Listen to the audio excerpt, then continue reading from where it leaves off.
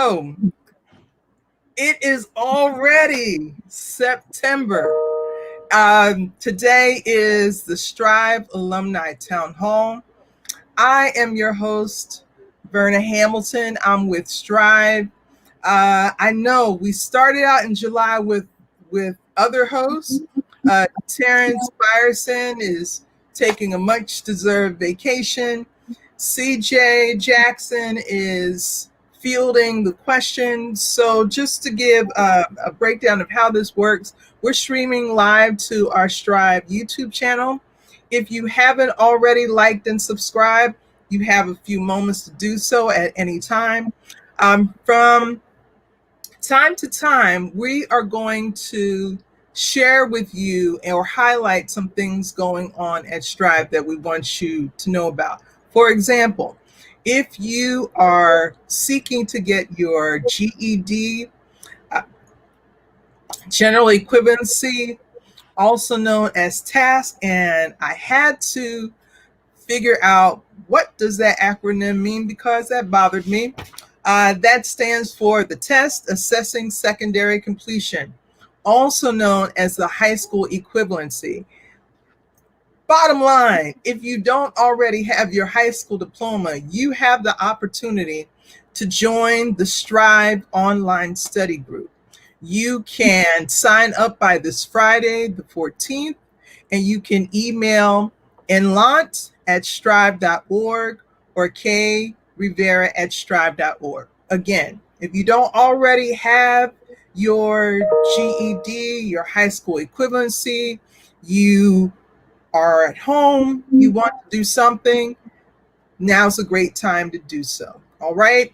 Another thing that my colleagues wanted me to share with you is that if you are already online watching this, then 9 times out of 10, you're pretty handy with your phone, taking videos, maybe TikTok. If you are a Strive alum, then we would like you to share your story, hashtag Strive story. And so in this video, it doesn't have to be long, maybe 1 minute to 3 minutes at the most.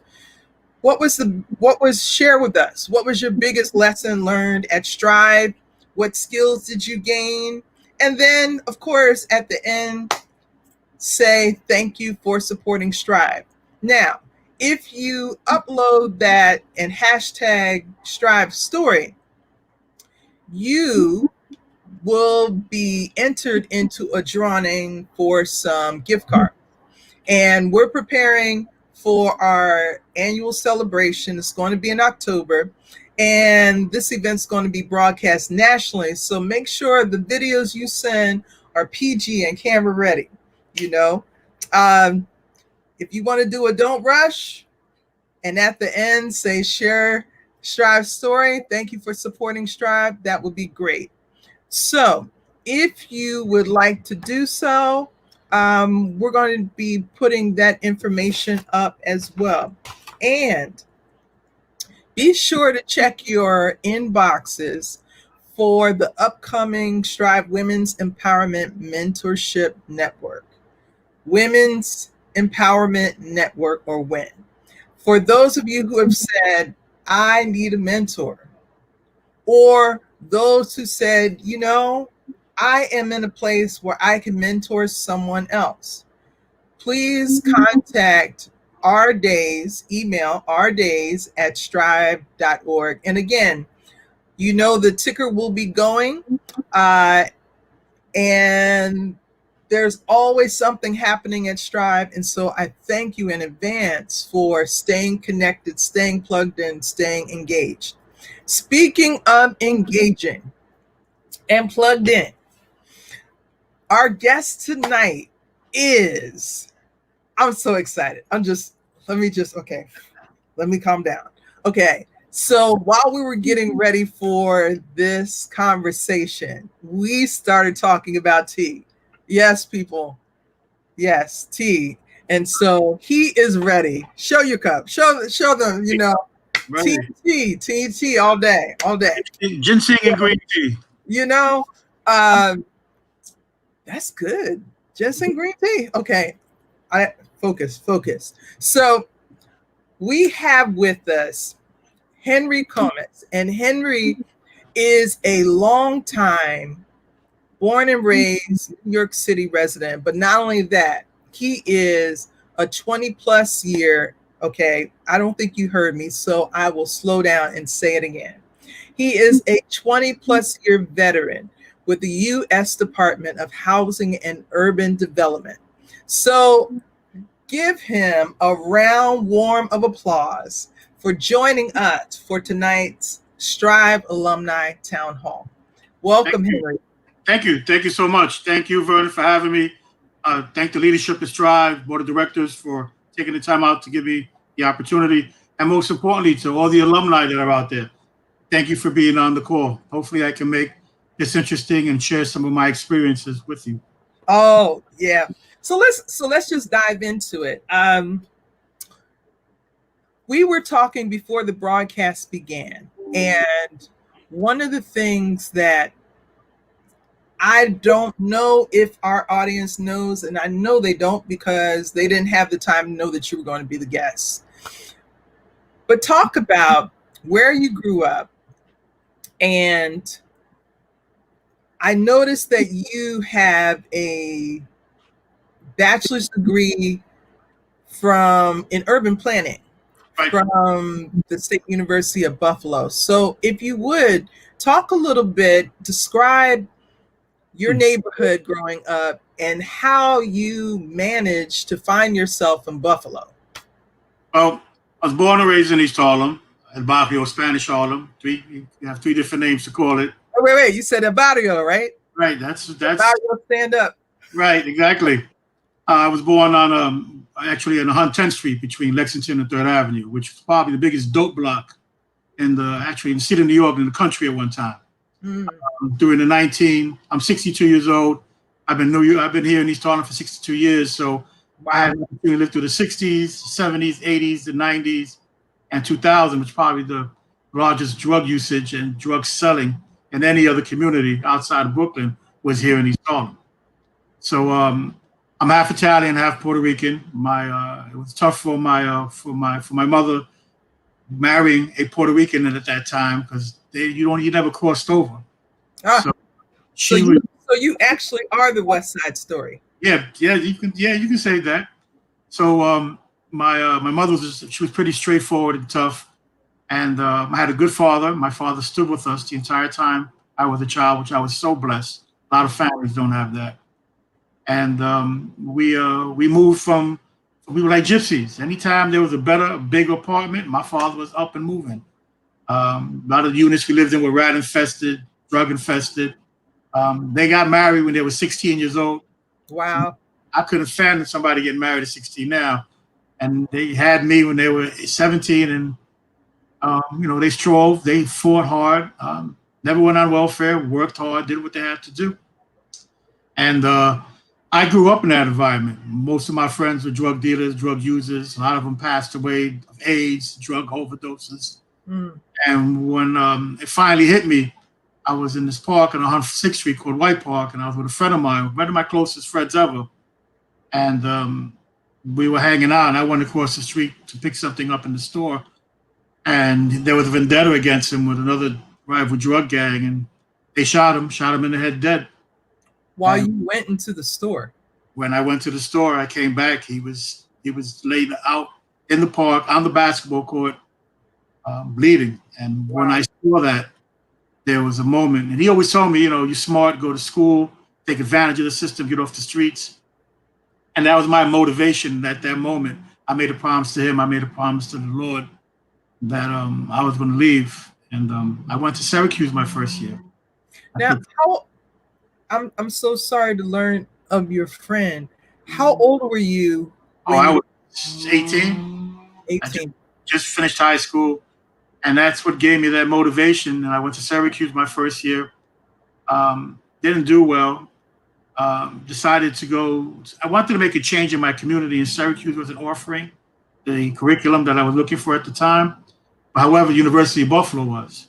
And I also found that Buffalo had one of the largest Hispanic communities outside of New York. Oh, So I went up to Buffalo, and I went through my 4 years, actually 4.5, and I got my BA in urban planning. let's put a pin there. Yeah, sure. Who told you about? How did you hear about Syracuse? How did you hear about? Well, I was fortunate at that time. The state had a series of programs. They had the HEOP program, the Higher Educational Opportunity Program, and its sister, which was for public schools, public colleges, SUNY, was EOP, the Education Opportunity Program. And basically, they looked at providing assistance to individuals like myself who lived in certain communities of low income who didn't have money to pay for college, and provided them assistance over 4 years. So I spoke to my career counselor prior to that summer, that dreadful summer that I just described.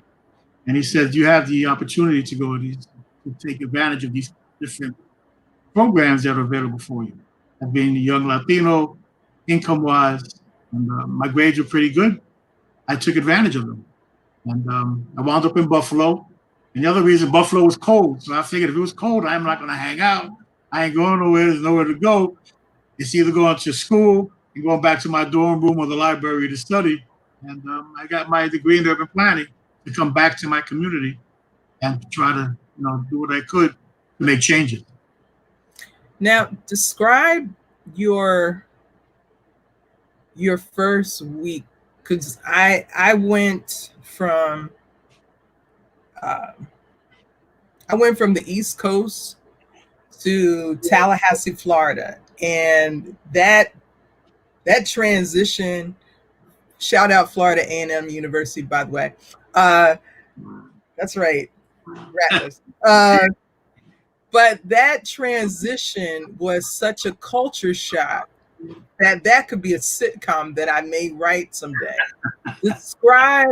Describe for those listening how you went from, say, 110th and Lexington to Buffalo. But it was tough. First, it's a city country thing. The majority of those that were in the Buffalo school system were from that surrounding communities, Onondaga, Oswego, Cortland. I'm directly from the heart of Harlem, on Street. And there was that country city mouse thing, if you ever heard the definition. So for me, it was a little tough. Then while I was there was a lot of sororities and fraternities. Okay. You have a lot of black fraternities, and you had the black sororities, Kappas, the Alphas, Sigmas.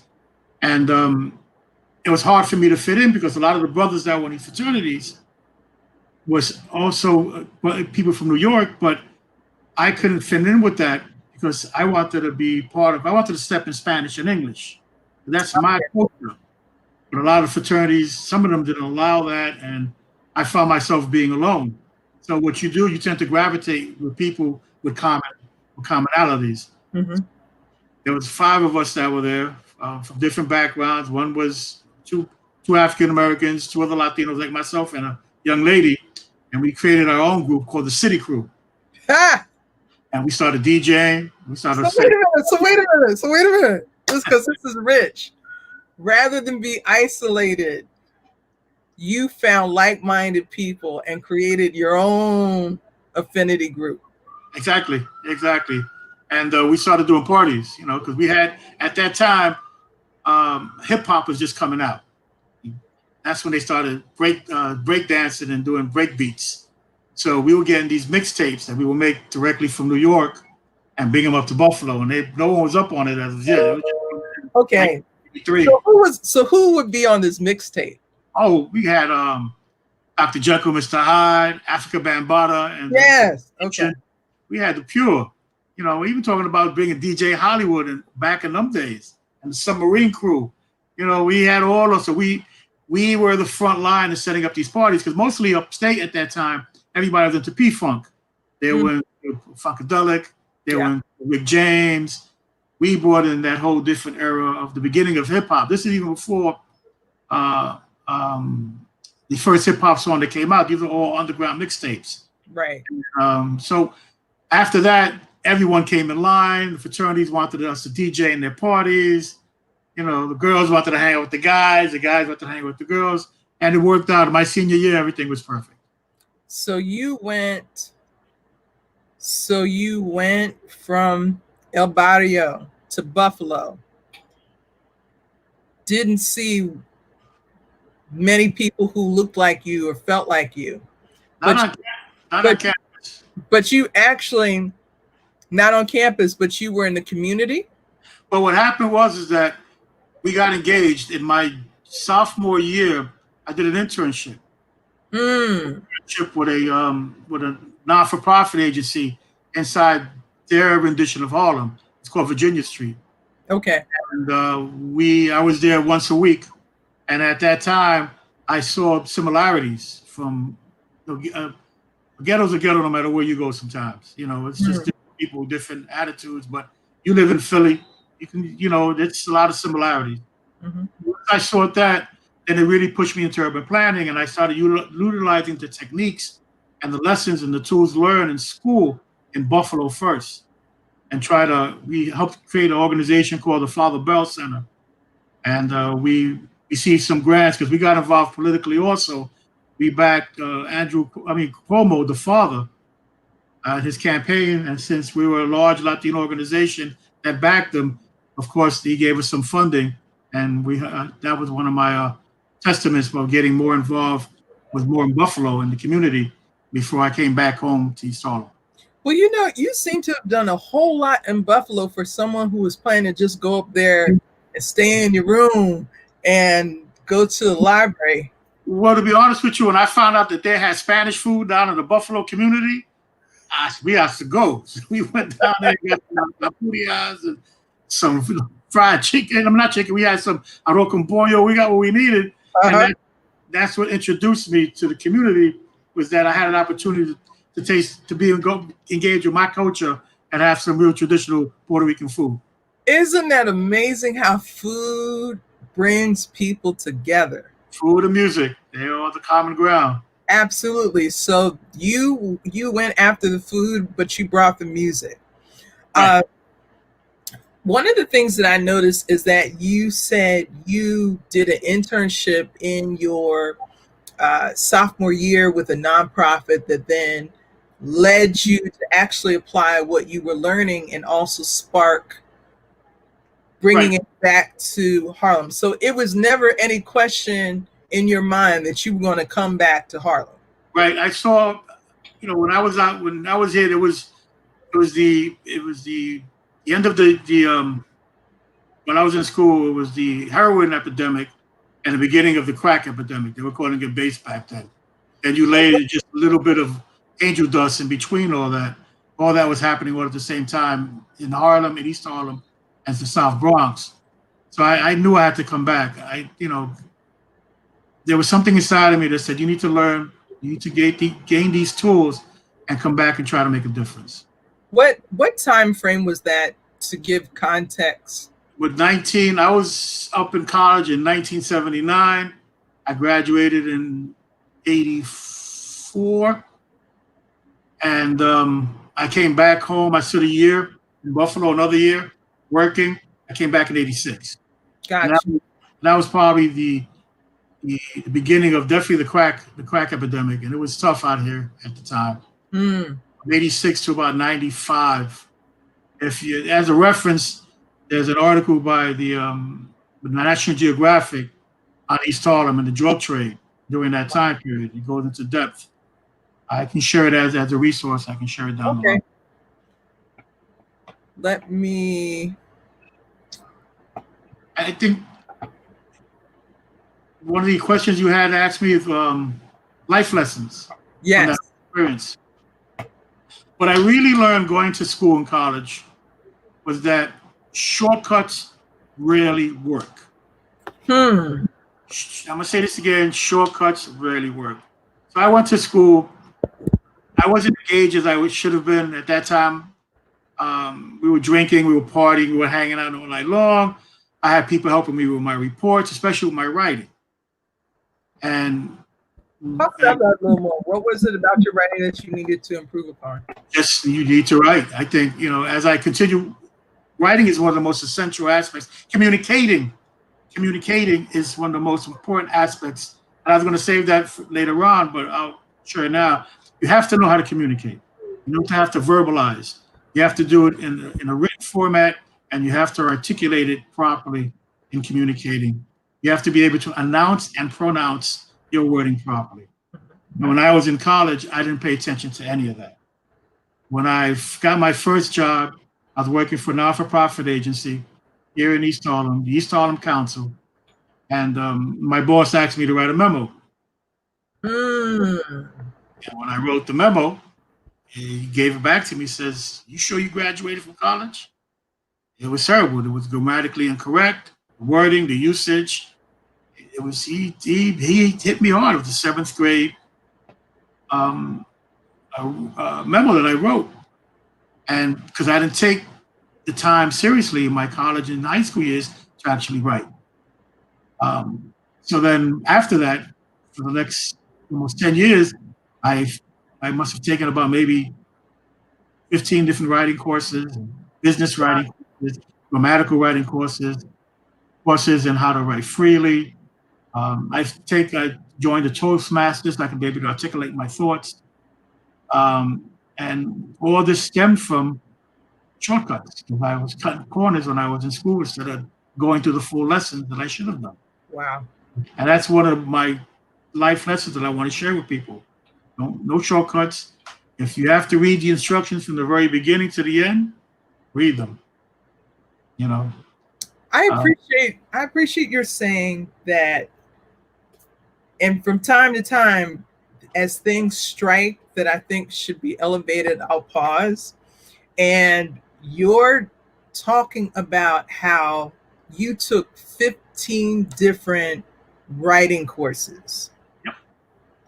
It was as if you gravitated to that and just so it's a process of constant Right. sharpening that skill. But that's the other life lesson is always strive. Hey, on your strengths. if I had a horn, strive. That's it. That's it. You know, when I looked at it, I said, if I'm going to take this to the next level, if I'm going to be that person, if I'm going to be that go-to person, I need to be able to take these thoughts in my head and put them on paper and share them. I need to be able to articulate, and I need to be able to communicate. It was hard for me to speak to people because I had a lot of slang when I was speaking. But that doesn't necessarily mean that you want to lose it. I still want to keep my slang. I want to be versatile. Exactly. I want to be able to go to Wagner houses on a picnic day and be able to talk to my people, but then at the same time be able to go and be part of a panel and be able to articulate my thoughts. So you want to be able to have that duality, that keep who you are, never forget where you come from, stay strong, but be able to turn the switch and be able to function in that type of format and that type of business work. That's important. That's powerful. That's powerful. And you always got to strive. I still take classes now. I'm 62, and I've taken maybe 8 classes over the last 2 weeks. And I try to read a book once a month. 8 classes over the last 2 weeks. Right, 8 different courses. They're our courses, but they're free. Instead of my whole thing, and I was going to save this for the end, but I'll just do it now. One of my aspects, there's a question that you gave me. I want a better future for my kids, but I have to feed them. What should I do now? Right. So I'll get into that. Because that's real. There are people who are watching, maybe not tonight, but we'll have the tape of it, where they love what you're saying. They love the idea of going to school. They just look at their present circumstances and don't see how their present circumstances and their future dreams connect. I understand that. I still live in the neighborhood and I see it all the time. I had a conversation with my son who's 27, and I told him the worst thing we have in this house is our television set. Television set is a mental pacifier. If you're watching more than 4 hours of TV a day, if you're caught, there's something wrong. It destroys, it stomps the creativity. It destroys the imagination. So if you have a television in your bedroom throw it out, buy a book. You might not be able to go to college, but you can sit there and read at night before you go to sleep. Mm. You'll be watching 4 hours of TV max, and it should be something educational or something documentary. There's nothing important about watching. Right here is where I have to say there are documentaries on Netflix. Right, 4 hours. See, the key that when you watching Flavor Flav and you watching all this other nonsense, The Bachelor, that's just bubblegum for the brain. You sit there and you're not going nowhere. So if you're at home and you can't go to college because you got 2 kids, then fine. Set a reading time. Sit there, board games. Do what you can. That's old school. But I would try to stay away from TV as much as I could because it does not give you that. Buy pencils, crayons. Just get free crayons somewhere. Go to the library and get some books. Sit there. Have a book reading club with your kids. It's up to the parent to decide. But when you come home and you put on the TV set and you think the TV set is an addition to your family because he's going to make sure that your kids are going to sit there and be pacified, that's my problem. And that's one of the ways that I think to build a better future for your kids is that you want to be able to articulate, just be able to communicate. And if you read, you get a sense of how to write because you see the words. If you get a sense of how to write, you understand the wording. From the wording, you can communicate. That's a gem to drop too. That if you read, you will learn how to write. And then at the end, some people feel they're not ready for college. So you stay home for a year, you read a book a month. And I bet you your first year of college, you'll be a lot more comfortable because you have that discipline to read. Because reading is a discipline also, and you can get more into your studies that way.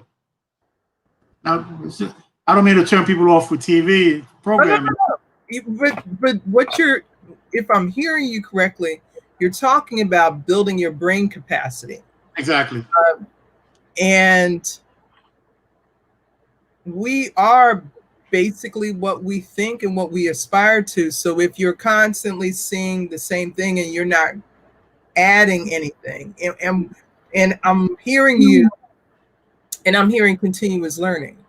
Right. They can repossess your car, your house, your sneakers.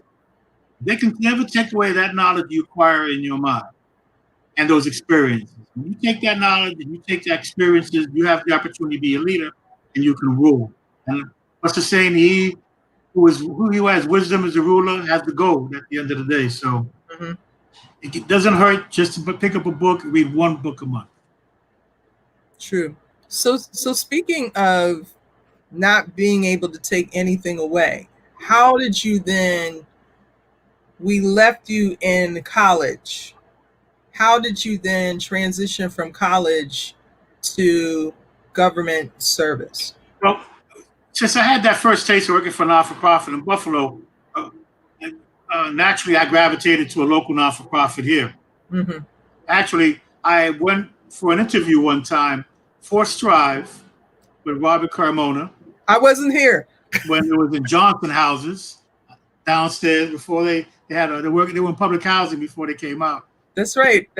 So for those of you that didn't know, Strive started in 1984 in the basement of the James Weldon Johnson houses in East Harlem. So when I came back in 85, 86, I went for an interview. I didn't get the job. They hired somebody else. Why do you think you didn't get the job? Just out of curiosity. I don't know. Maybe I wasn't articulate enough because I didn't read enough books. But I picked up working for another organization similar to Strive. We worked together with the East Harlem Council for Community Improvement. And I started working in housing. It's something called a community consultant, where I'm providing assistance to local renters in eviction prevention and local homeowners in foreclosure prevention and offering them information. At that time, East Harlem, the housing stock was terrible. No one wanted to move here. A brownstone was going at that time for about $20,000. The average rent was about $125 a month. Wait. So these $3 million brownstones were going for $20,000. Easy. So the city had a program called the dollar program, sweat equity, where you would purchase a property for $1. And with family members and a series of outside private grants, You would buy a building and you would fix it up. You would buy the materials yourself. And after 19 years, the building was yours to do with. So they were giving buildings away at that time. Landlords were leaving their developments. The city would take them over in something called in redemption process. They Okay. were managing them. That's when the city was the worst landlord in the city. They were all drug infested. So when I came in, I saw that the biggest problem also in New York at that time was the city of New York. They were the worst landlord out. So how can I use my urban planning experience and work through a not-for-profit to see how we can take these properties and through an integration process, holistic approach, bringing in those social services to that building. So if you had a grandmother on the third floor who refused to leave because of the crime, we would have people come up and provide assistance to them. If you had children inside the public hallway who were writing graffiti and destroying the hallway, we would refer them to an after-school center, keep them busy, or a tutoring program. If you didn't have a job and you couldn't pay your rent, instead of paying for the eviction, that's a process, you got to pay for the eviction with marshals, we would try to work with organizations like Strive to get them employed. Once they got employed, they can pay their rent again, so we don't have to take them extra charges, them extra costs for evicting and keeping people at home. So we try to put this multi-service, multi-human service concept to place when I was working for East Harlem Council for Community Improvement. Now, do we have anything similar to that? Yeah, sure. Yeah, you have a lot of multi-service agencies throughout the country now that try to do that. They create these zones. If they have buildings that they're managing, they also layer any supportive social service. Abyssinian Baptist, the Development Corp was famous for that. Okay. They were one of the pioneers also that came together and looked at their parishioners, putting them inside their buildings that they were managing and own, and then having social services to assist in those properties. We have an organization called the Acasa Network up in the Bronx that does that, but now they also have health services that they layer also with that integration of services.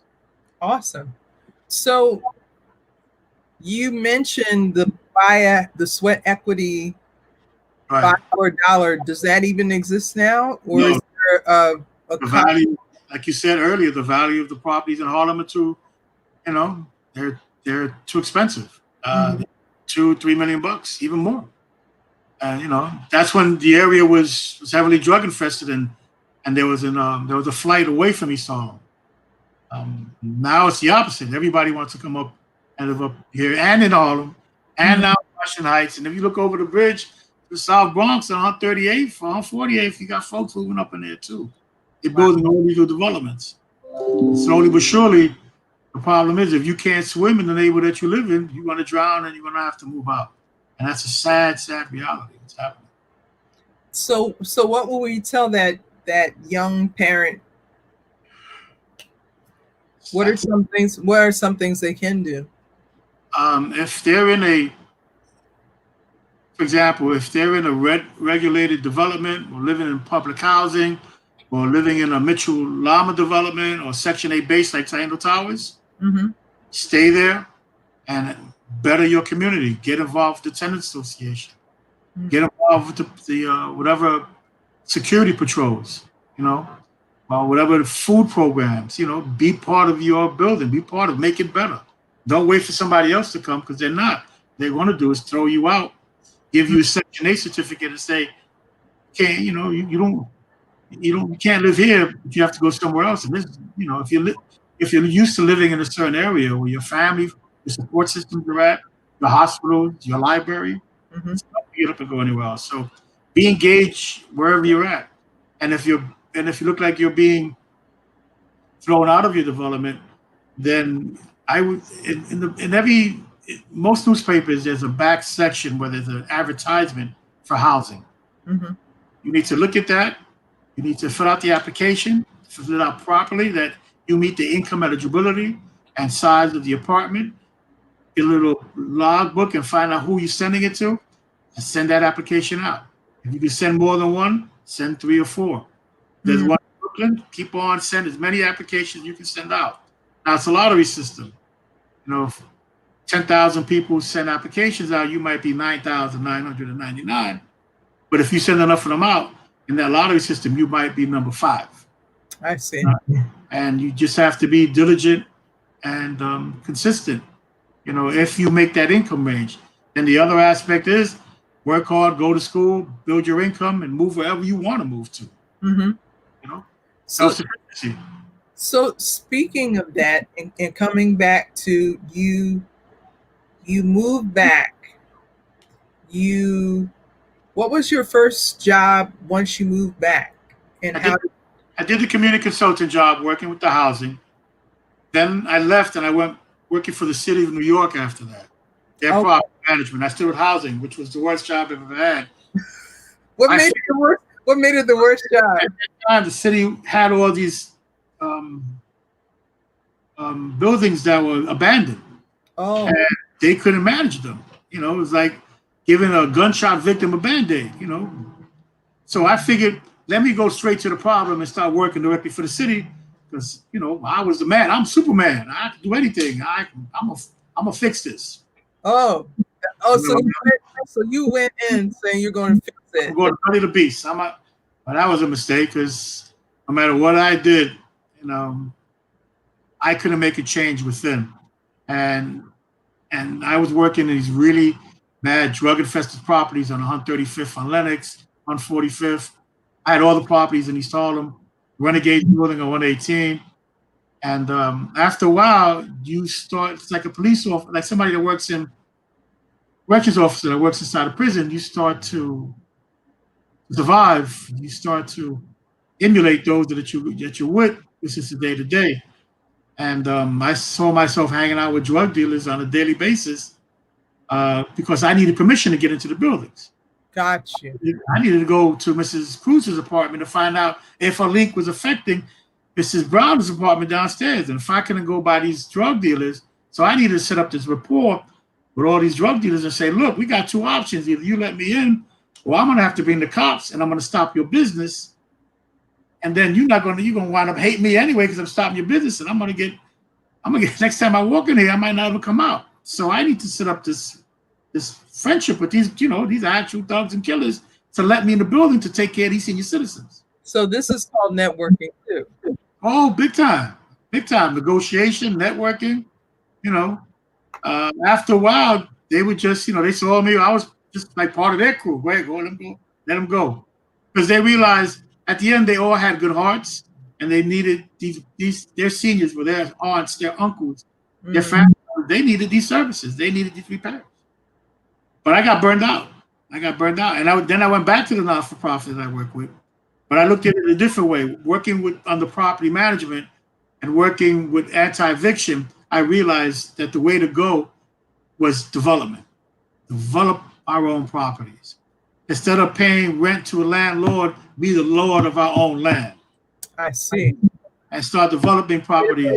And that's good. I may need to post that. Instead of paying rent to a landlord, be the lords of our own land. Lords of our own land. So as a not-for-profit. Now, for those of you who are getting ready for your October rent, understand, pay your October rent because you're not the Lord yet. Oh yeah, they will. They will try to throw you out.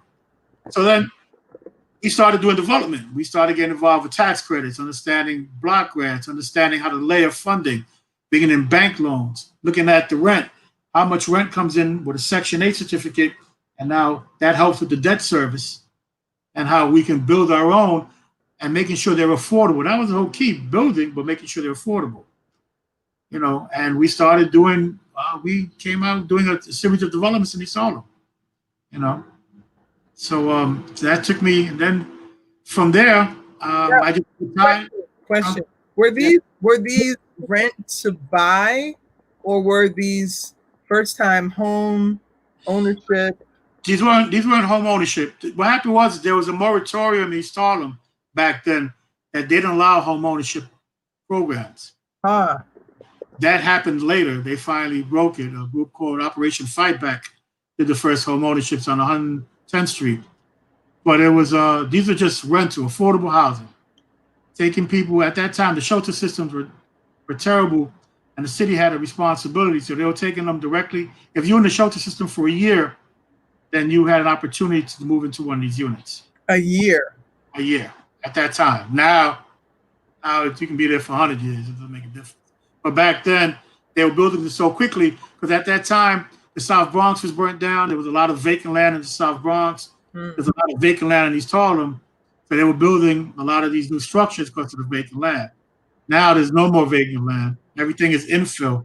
Little gardens that you see that are fighting for existence. Or they're building now on the, if you look at up in the Bronx, right over the Bruckner, they're building right on the water, basically. You know. So and those are not all affordable. Those are market rate also with a combination. I'm sorry, Brenda. No.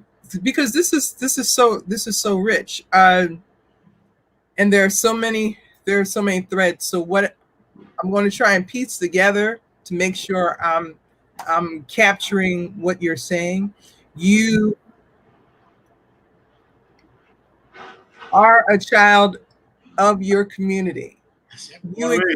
You experience having to pick up and move with your parents from place to place. You also experienced,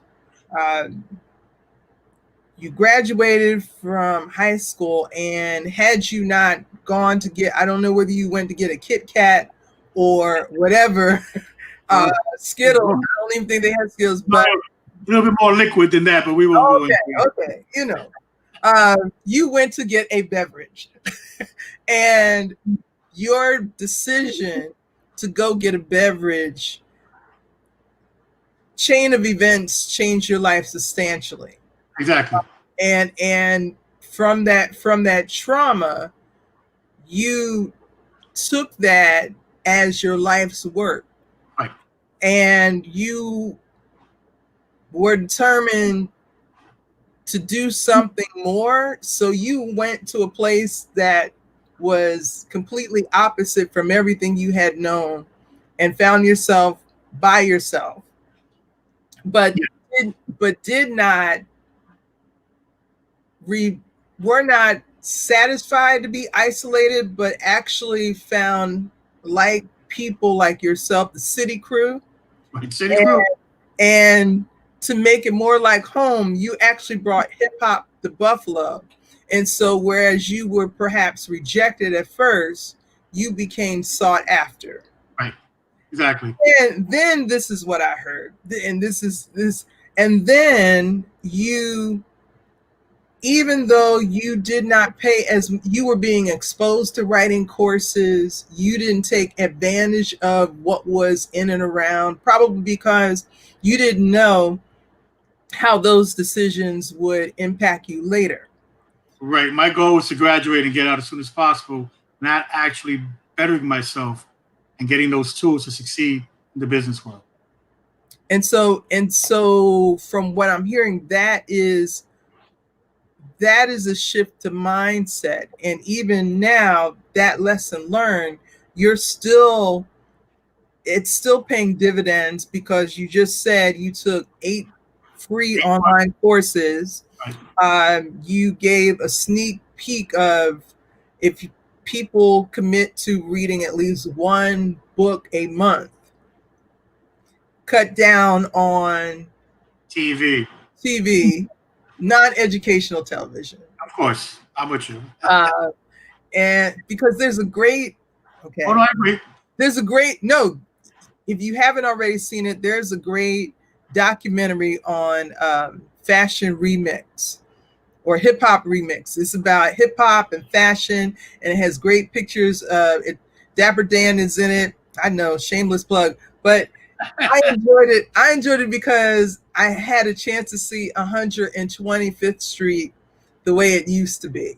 Oh yeah, and we still have to get our gear, our alpacas, our Playboys. We used to get our sharkskin pants with the Batman flap in the back. He was up there. This wasn't that far back. This is more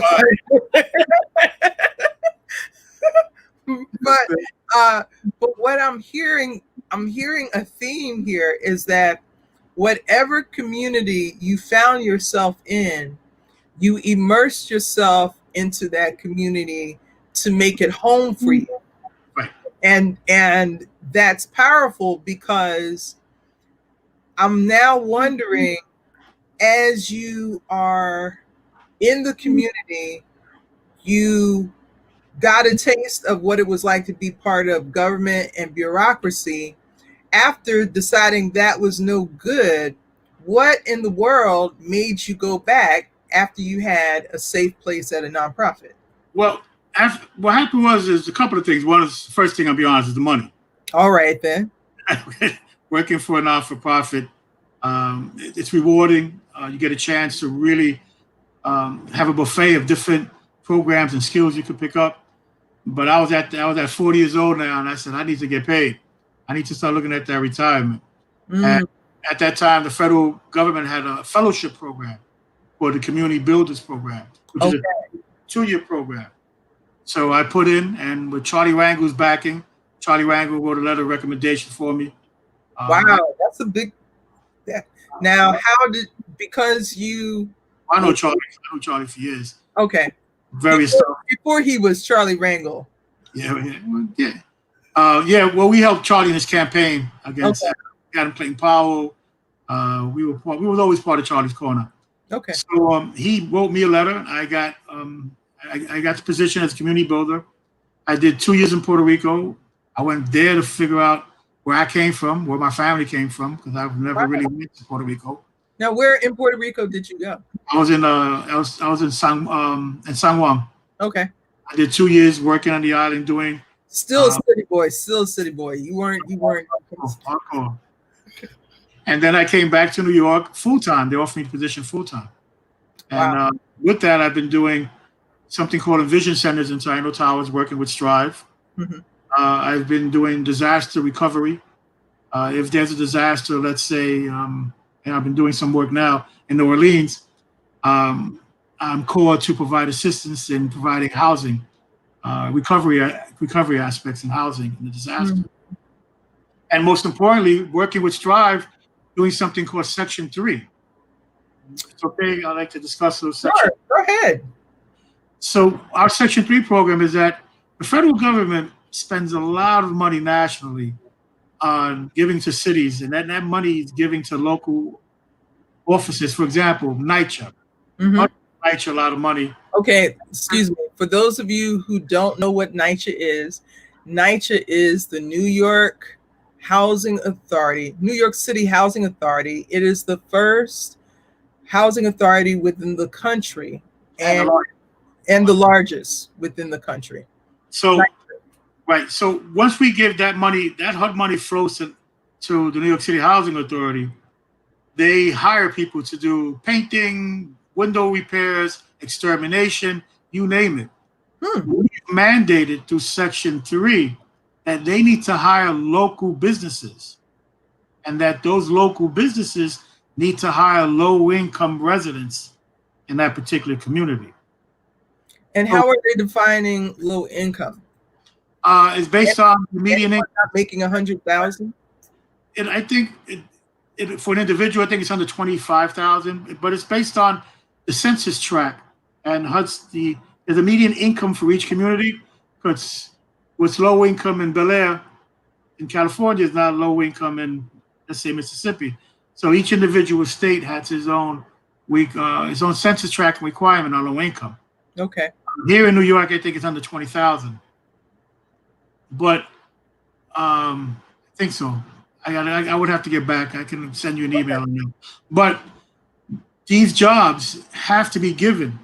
30% of any of these jobs that are being offered, any construction jobs, subcontract jobs, maintenance jobs, anything has to be offered to those people in that particular community. And especially those, if it's NYCHA, those residents that live in the building. Awesome. But let's say Taino Towers, where Strive is located, the alumni know that if there's work being done in that building, 30% need to go to small businesses in that area if it's HUD funds. I see. So how do we do this? So to the best extent possible, we've created what they call a business registry, where businesses can go online and look for these contracts and for these contracts and submit. I'm not cutting you off, but the HUD Business Registry, Yeah. I'm going to, what is the, do you recall the website? Because I can put that up. Yeah, I'll look for it here.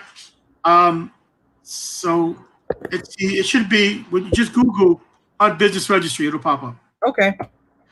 And those are for businesses. So the trifecta is giving these businesses an opportunity to tap into. These are local businesses. These are people that have been recently incarcerated that can come out. You don't have to have a you don't have to have a federal PIN number. Let's say you have 3 or 4 people in a particular building. In your building, that's a carpenter, one's a painter, one's an electrical. You guys can come together and work with that company as a subcontract. And that's the business registry for businesses. Now we also have the opportunity portal. These are for individuals. So let's say, for example, you don't have a business, but you want to, you need a job. You know, some of your alumni might not be working. You go to, and it's the same thing, HUD Opportunity Portal, and you can, that's the business registry, outstanding. Don't move. That's great. I want to take a photo snap of that to show that I'm working. That's right. That's right. Give me 1 minute. You want me to take the picture? Yeah, can you? Oh, yes, please. I can. Yes, man. Bear with me. It's okay. I can take it. All right, great. Yes, I'm sorry about that, guys. That's it. Business registry for businesses, you guys. And then it's connected to also New York City SBS provides assistance and setting up your business, minority, women-owned business, the whole aspect. And there's HUD programs available. The other thing is now the HUD Opportunity Portal. For so if you don't have a business, but you're a sheetrock, you're a mason, you've done even administrative work. What's interesting now is that you can work for a company, a construction company, let's say in San Francisco. If you're a bookkeeper, let's say you have bookkeeping skills. With everything being virtual now, you can do all of their work virtually, and you don't have to be in San Francisco. So through the HUD Opportunity Portal, you can apply for a job anywhere nationally. So once it comes up, I'll show you that. And those are for those are unemployed. Verna's also going to show you. We're doing a workshop. Should I mention? Let me show the HUD Opportunity Portal. You can take a picture of that. The cheese is on me, girl. That is great. That is perfect. Thank you. Look up. So now, for all those that are out there looking for a job, I would go on. It's a simple process. You can place your employment history. You can do it by your phone. You can submit your resume. Follow up when you wake up in the morning. You brush your teeth. Go to the portal. See if anybody called you for work, and you can follow up that way. You know what? We may be able to pull the portal up if we. Yeah, that'll be great. Matter of fact, let me take a picture of this too. Let me see. And we can, I can show the flyer too for our event, all those that are on. Oh, you know what? I'm going to leave this website up here and put it in the chat so people can have it. Here you go. Perfect. Yes, please. I can show the flyer if they want. You know what? Let's talk about the event. Sure. And then I'll put the Eventbrite link in the chat. Perfect. So on the 15th, which I'm really excited about, on September 15th, which is Tuesday at 2 p.m. That's September 15th, Tuesday at 2 p.m. HUD and Strive in the Vision Center of Taino Towers are all coming together to showcase our programming. Strive is going to talk about their programming, what they do, what new initiatives they have, and I'm going to be talking about the opportunity portal for individuals to try to get a job and how to go onto the portal and try to work. It's going to be very informative. If you're already working, if you can refer it to maybe a friend or family member. Verna gave me a lesson. Some of the best marketing is not through Facebook, is by people just word of mouth and just talking. So if you can just pass it on, I think it'll be. I don't think it'll be worth your while. So the event is free. The registration is via Eventbrite, and I'm going to pop the link up here very shortly. And one of the reasons why you should make it your business to sign up is because Henry will actually be talking about specific job opportunities and how to get into the portal and how to make your application stand out. So you can actually tap into, I mean, who knew that you could get an extermination job online or a bookkeeping job online, and that there are open positions that are waiting for you to apply for them. Right. And this is nationally. National. So this is here in New York, of course, New York State. Let's say you're looking to relocate and you haven't have a job yet. You can find out what's available in that job based on what your experiences are, and you can put in for a job out there. Yeah. So let's see. And this is the link coming up. It is going to be held via Zoom. However, you are registering via Eventbrite. So there we are. Thank you, Verna. I appreciate that. You're welcome. And so let me just pop that free registration in the chat as well.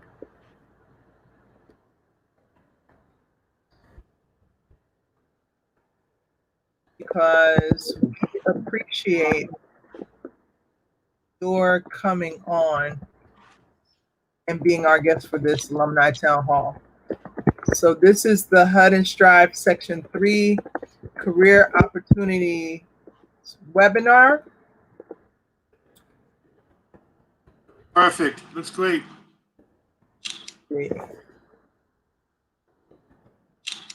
Pre-registration and Eventbrite.